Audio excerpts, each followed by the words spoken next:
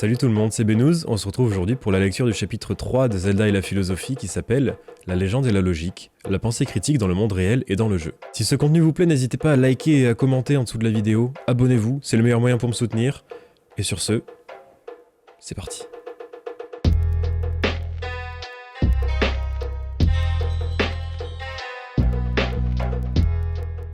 Tous les joueurs sont des geeks. Voilà le genre de stéréotype qu'employait Rob Harp pour parler de ceux qui passent leur temps sur leurs jeux vidéo à tenter de conquérir de faux mondes, voler le trésor du roi et épouser la reine, ou dézinguer des aliens sur la planète X. Il en était arrivé à la conclusion que tous les joueurs sont des geeks, car la plupart des joueurs qu'il connaissait étaient, il est vrai, des geeks.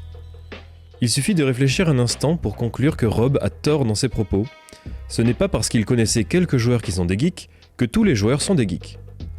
Parmi les personnes que l'on désigne comme joueurs, il y a sans doute des fumeurs de joints, des playboys, des éboueurs, et même des grands-parents, des vendangeurs et des exploitants de silos à grains. En d'autres termes, il y a un tas de joueurs qui n'ont absolument rien de geek. Les stéréotypes de ce genre sont dangereux, autant sur le plan de la morale que sur celui de la logique. Concernant la morale, le danger est de penser que si un seul ou quelques-uns sont comme ça, alors ils doivent tous être comme ça. Shigeru Miyamoto est le game designer japonais à qui l'on doit Zelda, ainsi que d'autres succès sur Nintendo tels que Donkey Kong et Super Mario Bros. Un américain d'origine caucasienne pourrait penser que, en raison de son appartenance au peuple japonais, Miyamoto doit bombarder de photos tous les lieux qu'il visite, ou bien qu'il veut voler le travail d'un américain, ou qu'il veut convertir tout le monde au shintoïsme. Après tout, penserait l'américain, Miyamoto est japonais, et tous les japonais sont comme ça. Pensez au racisme, au sexisme, à l'agisme et à toutes ces attitudes discriminatoires en isme qui découlent de telles conclusions hâtives. En matière de logique, le problème des stéréotypes est que la conclusion n'est pas étayée par les raisons avancées pour ce résultat. La conclusion selon laquelle ils sont tous comme ça ou ils ont forcément tous les mêmes traits, qualités ou caractéristiques, ne découle pas et n'est pas entièrement soutenue par les raisons énoncées, à savoir que certains cas sont comme ça, ou que tels individus possèdent ce trait, cette qualité ou cette caractéristique. Vous avez certainement déjà croisé de nombreux Japonais qui prenaient des photos en virée touristique, mais il est impossible d'en conclure légitimement que tous les Japonais prennent des photos dès qu'ils font du tourisme. De la même manière, tous les joueurs ne sont pas des geeks. Les stéréotypes sont néfastes et découlent d'un raisonnement erroné. Le raisonnement fallacieux, tel que celui qui aboutit aux stéréotypes, est hélas très répandu, que ça soit dans le monde réel ou dans celui du jeu vidéo. Certaines personnes vont penser que si elles ont vécu une mauvaise expérience avec un individu de telle couleur, origine ou confession, alors ils sont tous comme ça. Un joueur débutant dans Zelda va penser que l'objet qu'il a ramassé dans un donjon servira forcément à tuer le boss de ce donjon. Au lieu de tenter d'établir notre propre jugement sur une question, nous allons souvent prendre les affirmations des autres comme paroles d'évangile, car nous pensons qu'eux font figure d'autorité dans ce domaine. Pensez à tous ces joueurs qui passent des heures voire des journées à faire la queue pour acheter la toute nouvelle console de jeu, tout cela parce qu'une pointure sur GameSpot a dit qu'elle était géniale, et qui finalement en sont terriblement déçus. Si l'on y réfléchit bien, rien ne justifie de conclure qu'ils sont tous comme ça, qu'un objet ramassé dans un donjon servira forcément pour tuer le boss du donjon, ou que telle chose est vraie parce qu'une pointure sur GameSpot l'a dit. Dans ces différents cas, nos conclusions ne sont pas étayées par les raisons avancées. Comme nous venons de le voir, les gens ne respectent pas toujours les principes de la logique. Cela vaut même pour Rob Harp. Notre mode de raisonnement a des conséquences non seulement sur les décisions que nous prenons dans un jeu, mais aussi, et c'est autrement plus important, sur notre façon de vivre notre vie. D'un raisonnement logique ou fallacieux vont dépendre des idées pour lesquelles nous serions prêts à mourir, les propositions politiques que nous soutenons, les lois que nous édictons et notre manière de mener notre vie en général. D'aucuns ont affirmé que la violence dans les jeux vidéo était directement responsable de certains crimes violents commis par des adolescents dans le monde réel. Par conséquent, ces mêmes personnes militent en faveur de lois réduisant la production et la vente, voire même interdisant les jeux vidéo classés -18. Dans certains cas, un jeu vidéo violent a pu être considéré, en partie, notez bien en partie, comme l'un des éléments déclencheurs du passage à l'acte violent d'un jeune. Mais pouvons-nous en tirer la conclusion que les jeux vidéo violents, bien qu'ils finissent parfois entre les mains d'un jeune public, sont néfastes pour tous les jeunes, simplement d'après certains éléments montrant qu'ils sont peut-être nocifs pour certains jeunes ? Et devrions-nous purement interdire ces jeux vidéo, quand bien même des jeunes y jouent, alors qu'ils sont si appréciés par le public adulte ? Dans ce cas, peut-être que les adultes eux-mêmes ne devraient pas avoir accès à ces jeux. Les aventures de l'argumentation. Un argument est un ensemble de propositions dont l'une est la conclusion. La conclusion est la proposition qui est censée être étayée, appuyée, soutenue, démontrée ou prouvée comme étant vraie par une ou plusieurs prémices. Une prémisse est une proposition de l'argument qui est censée étayer, appuyer, soutenir, démontrer ou prouver la conclusion. L'objectif d'un argument est de convaincre ou persuader les autres de la validité d'une conclusion. Ainsi, si Link voulait exposer un argument, il voudrait certainement que les autres soient convaincus ou persuadés de sa conclusion et qu'ils la considèrent comme vraie, et il utiliserait une autre proposition ou plusieurs propositions pour venir soutenir la véracité de sa conclusion. L'argument fallacieux de Rob au début de ce chapitre peut être exposé plus simplement ainsi. Puisque tous les joueurs que j'ai rencontrés sont des geeks, prémisse de l'argument, alors tous les joueurs sont des geeks, conclusion de l'argument.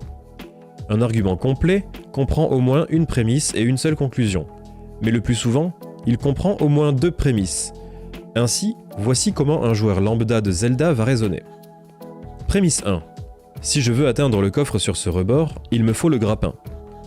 Prémisse 2. Si je veux trouver le grappin, je dois explorer les donjons. Conclusion.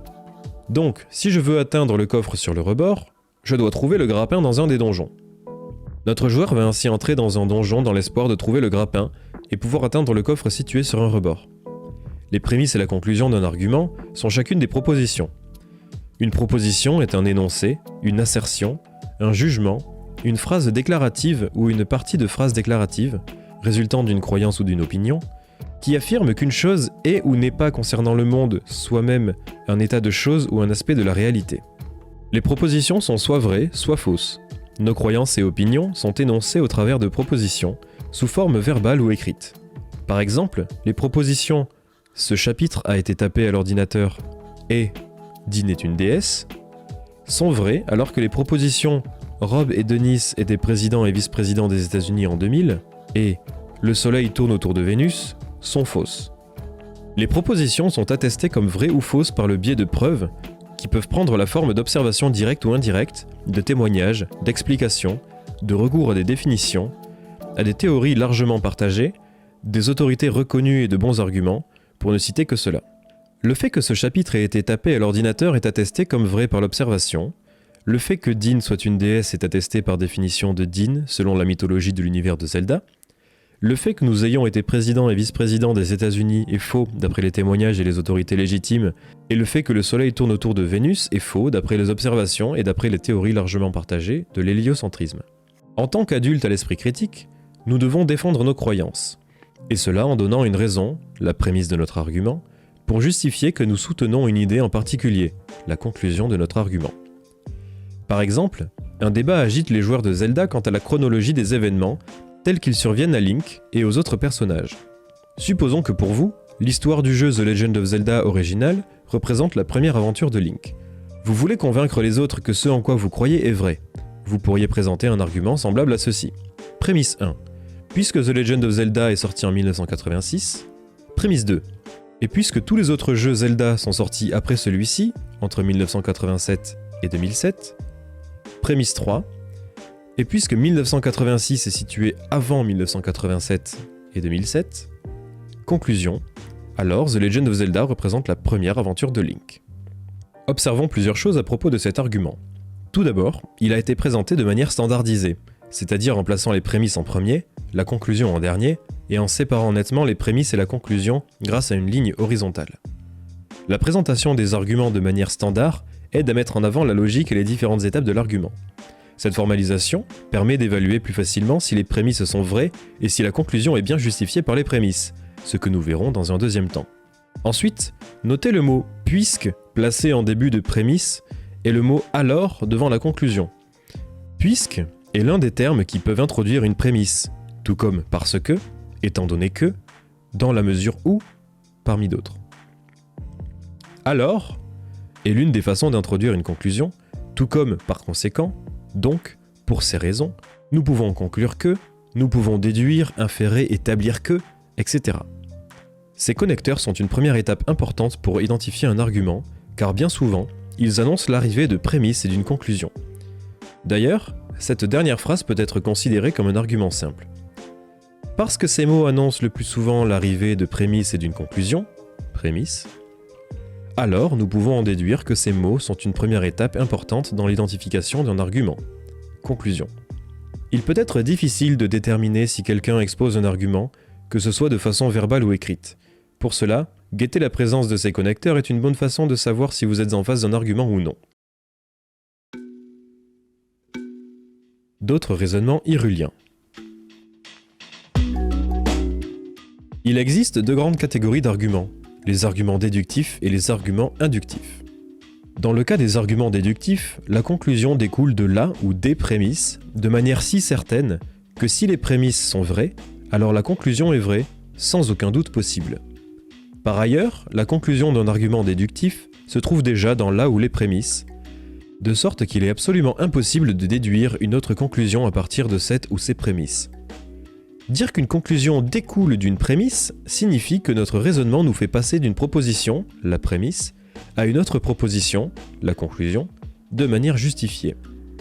Récemment, alors qu'il était dans un magasin de jeux vidéo, Rob a entendu deux garçons, âgés d'une dizaine d'années tout au plus, parler de leur envie d'acquérir la nouvelle Nintendo Switch.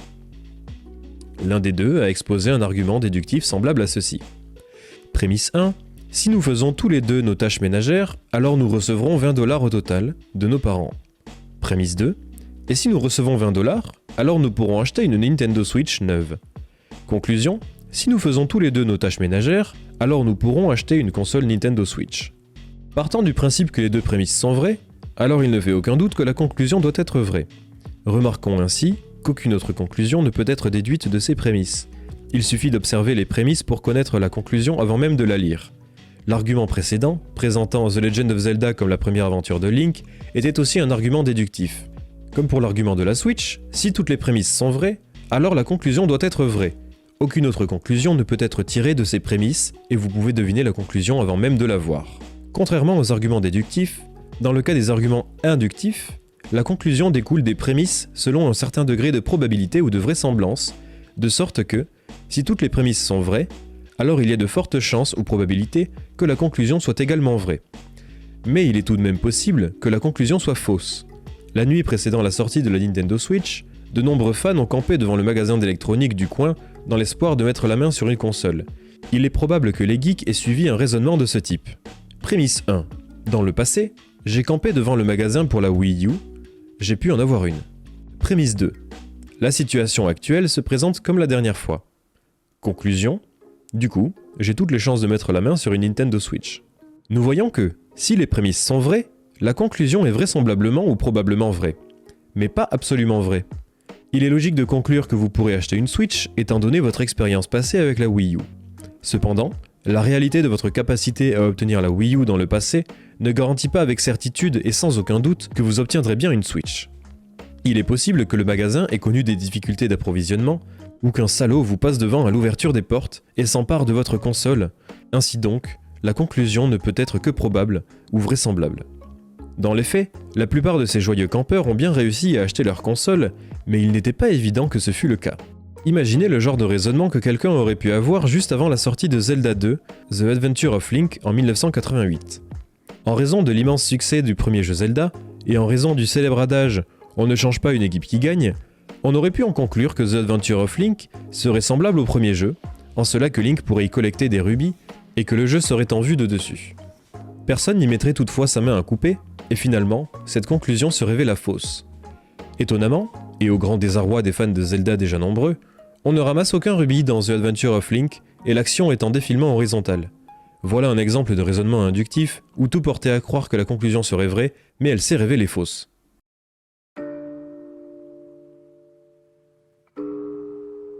Même Ganon a besoin d'avancer des arguments solides. Le but de toute créature rationnelle, Ganon ou un joueur geek, n'est pas simplement de formuler des arguments. Nous avons besoin de formuler des arguments solides, et nous avons besoin d'évaluer les arguments des autres. Que ce soit dans le monde déductif ou inductif, il existe de bons et de mauvais arguments. Dans les deux cas, un bon argument doit remplir deux conditions. La conclusion doit découler logiquement des prémisses, et toutes les prémisses doivent être vraies. Si l'une de ces deux conditions, ou les deux, n'est pas remplie, alors l'argument est mauvais et doit être rejeté. Dans le royaume déductif, le terme d'argument valide est réservé à un argument où la conclusion découle bien des prémices, et argument invalide si la conclusion ne peut pas découler. Si l'argument est valide et que toutes les prémices sont vraies, alors l'argument est un argument correct. La conclusion est vraie, sans aucun doute possible. Dans le royaume inductif, le terme d'argument fort est réservé à un argument dans lequel la conclusion a toutes les chances de découler des prémices. L'on parle d'argument faible si la conclusion a peu de chances de découler. Si l'argument est fort et que toutes les prémices sont vraies, alors nous sommes face à un argument pertinent. La conclusion a toutes les chances ou est probablement vraie.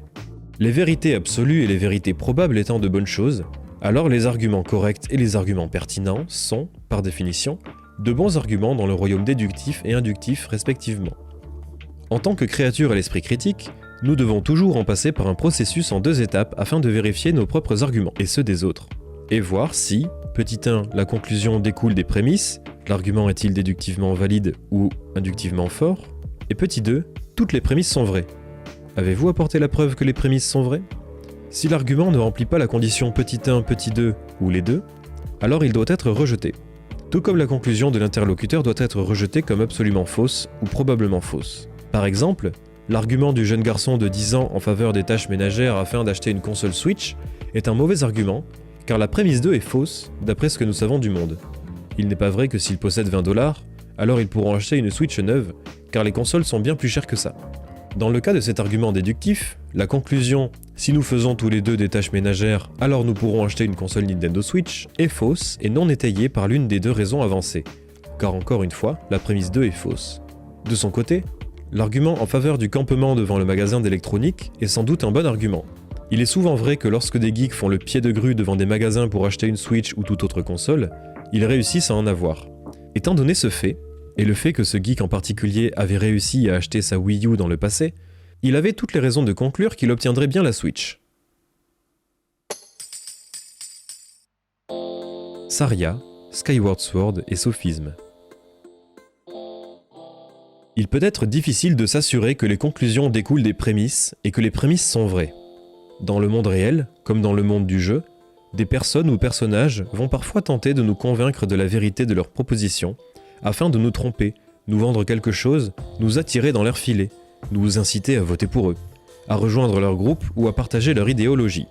Parfois même, des personnes ou des personnages vont tenter de nous convaincre qu'une conclusion découle d'une ou de plusieurs prémices, alors que tel n'est pas le cas, un peu comme Rob l'a fait avec son raisonnement fallacieux, tous les joueurs sont des geeks. Je vous rassure, ils ne pensent plus cela aujourd'hui. Un sophisme est un raisonnement dans lequel nous tirons une mauvaise conclusion, ou la déduisons de manière erronée à partir d'une ou plusieurs raisons qui n'étayaient pas la conclusion. Les sophismes sont en fait si fréquents et communs que les logiciens en ont distingué plusieurs types différents. L'un des sophismes les plus courants est la généralisation hâtive. Dans ce cas, une personne va tirer une conclusion de manière erronée dans les caractéristiques d'un groupe entier à partir de prémices qui ne concernent qu'un petit échantillon d'un groupe de personnes.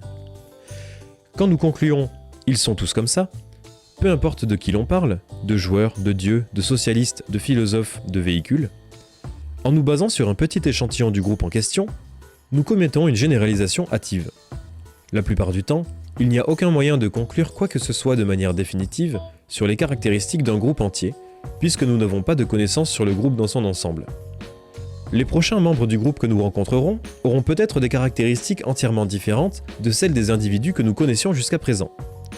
Toute forme de stéréotype et de préjugés implique, par définition, une généralisation hâtive. Voyez plutôt comment Rob a conclu par une généralisation hâtive que tous les joueurs étaient des geeks. Un autre sophisme très couramment utilisé est l'argument de fausse autorité. Il intervient lorsque nous tirons une conclusion de manière erronée à partir de prémices basées sur une figure d'autorité illégitime, non crédible, non qualifiée ou inappropriée. Il faut savoir se méfier des autorités en qui nous plaçons notre confiance. Ainsi, il vaut sans doute mieux se fier aux contributeurs de la page legendofzelda.com qui donne des conseils sur les stratégies à utiliser dans Zelda, plutôt qu'à Tartampion sur Wikipédia ou Gary le joueur sur sa dernière entrée YouTube. Le meilleur moyen d'éviter ce sophisme est de devenir soi-même une autorité sur un sujet, en étudiant les données pertinentes, en analysant les jeux, en faisant des recherches, en vérifiant et contre-vérifiant ses sources, en dialoguant avec d'autres personnes, en soumettant ses idées au débat, en défendant son point de vue, en gardant l'esprit ouvert à un éventuel changement de position, et ainsi de suite. Si vous voulez éviter de croire à des sophismes concernant la série des Zelda, vous devez donc devenir un expert en la matière. Évidemment, comme nous ne pouvons pas devenir des autorités dans chaque domaine, nous devons nous fier à d'autres. Assurez-vous simplement que ces autres en qui vous placez votre confiance sont crédibles. Un faux dilemme est un sophisme qui consiste à conclure quelque chose d'après des prémices qui ne proposent que deux solutions, alors qu'en réalité, bien d'autres options sont possibles. Rob s'est laissé piéger par un sophisme de ce type lorsqu'il a tenté de jouer à Zelda sur sa NES. C'est qu'il n'est plus tout jeune, le bougre.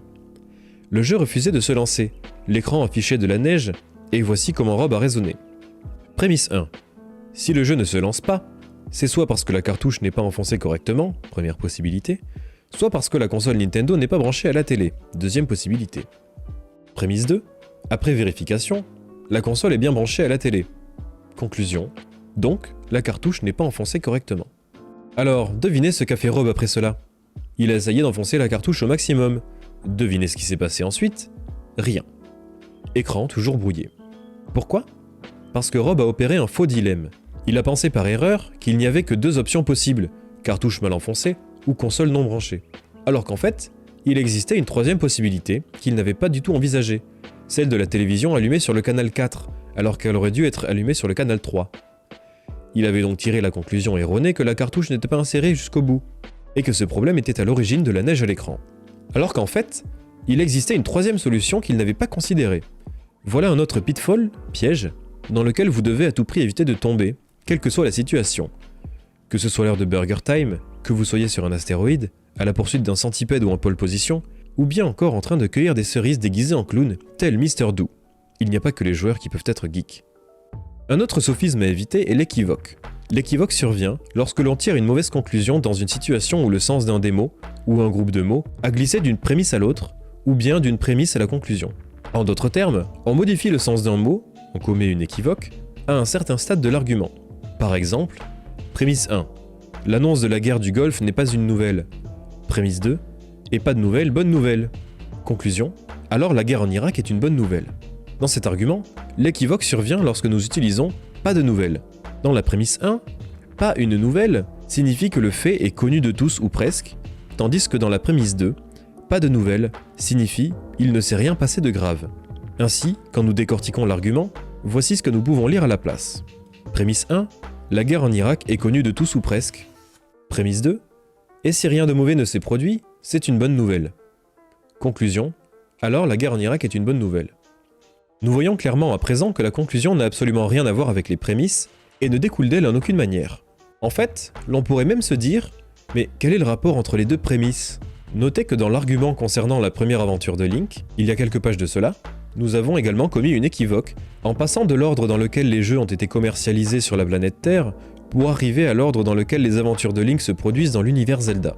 Cependant, rien n'indique que l'ordre de sortie sur la planète Terre correspond à l'ordre chronologique des aventures dans l'univers Zelda. Puisque l'argument contient une équivoque, il n'est pas déductivement valide. La conclusion n'apparaît pas comme évidente, bien que les prémices soient vraies. En fait, notre conclusion n'est pas simplement non étayée, elle est purement fausse. En novembre 1998, Nintendo Power a publié une interview de Shigeru Miyamoto dans laquelle il identifie Ocarina of Time comme la toute première histoire dans la chronologie Zelda. Bien sûr, de nombreux jeux Zelda ont été développés depuis cette interview, et l'information peut être à présent non valide, mais il suffit à établir que notre conclusion, à savoir le jeu The Legend of Zelda original et la première aventure, est fausse. En passant, remarquez que nous venons d'avoir un recours argumentatif à l'autorité, mais celle-là n'est pas contestable. Shigeru Miyamoto est le créateur de l'univers fictionnel de Zelda, l'on ne pourrait pas imaginer plus forte autorité dans ce domaine. Un autre sophisme extrêmement répandu est l'argument ad hominem, où l'on va conclure de manière erronée que les propositions ou les arguments d'une personne sont sans valeur, ou bien l'on va attirer une mauvaise conclusion parce que les prémices ciblent le comportement, la personnalité ou l'idéologie de la personne qui émet la proposition ou l'argument. Ad hominem signifie en latin « à l'homme ». Il s'agit donc, au lieu de se concentrer sur le sujet, la proposition ou l'argument de quelqu'un, de s'attaquer directement à la personne. Cette stratégie est utilisée lorsque l'on tente de discréditer un argument en discréditant la personne qui l'émet.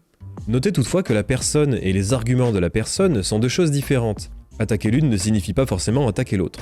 Si Gary, le joueur, prétend que jouer aux jeux vidéo pendant plusieurs heures par jour peut créer une addiction, qu'il souhaite vous en faire la preuve et qu'il dit cela avec un joystick dans la main, vous ne pouvez pas forcément en conclure que son affirmation est fausse ou sans valeur. Vous pouvez accuser Gary d'être hypocrite, mais vous ne pouvez pas conclure que son affirmation est sans valeur ou fausse sans avoir au préalable entendu son argument.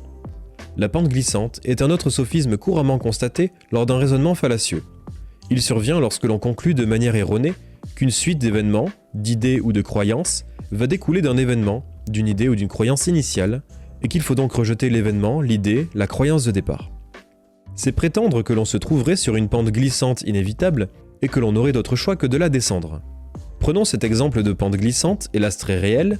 Si nous autorisons des jeux comme Doom, GTA ou Hitman à être produits en masse, alors ils vont corrompre mes enfants, puis ils corrompront vos enfants, et d'autres jeux de ce genre continueront à sortir partout dans le monde, et de plus en plus d'enfants seront corrompus, puis toute l'industrie du jeu vidéo sera corrompue, puis les producteurs corrompus de jeux vidéo viendront corrompre d'autres domaines de notre vie, etc., etc. Donc il ne faut pas autoriser les jeux tels que Doom, GTA ou Hitman à être produits en masse, sinon cela entraînera des corruptions en tout genre. La pente glissante est facile à repérer. Il n'y a pas de lien logique entre les producteurs de jeux corrompus et la corruption d'autres domaines de notre vie. Nous sommes arrivés subitement en bas de la pente. Par Nairou, que s'est-il donc passé? Fin de la partie. Il existe, hélas, bien d'autres types de sophismes que le lecteur pourra trouver analysés dans les ouvrages de logique grand public. Parfois, même les esprits les plus aiguisés oublient de vérifier si toutes les prémices sont vraies, ou croient par méprise qu'une conclusion découle des prémices. Quand vous lirez les autres chapitres de ce livre, soyez attentifs aux propositions, aux arguments déductifs et inductifs, aux bons et aux mauvais arguments, aux preuves et aux sophismes émis par les auteurs. Nous espérons que ces derniers auront présenté leur point de vue en évitant les raisonnements fallacieux et les mauvais arguments, mais soyez vigilants. Grâce à cette leçon de logique de légende, vous avez toutes les armes pour en être juge. Et voilà, c'est tout pour aujourd'hui, j'espère que ça vous a plu. N'hésitez pas à donner votre avis en commentaire, dites-moi ce que vous en avez pensé, et on se retrouve la prochaine fois pour la lecture du chapitre 4 qui s'intitule « Link et la recherche de sens ». Bye bye.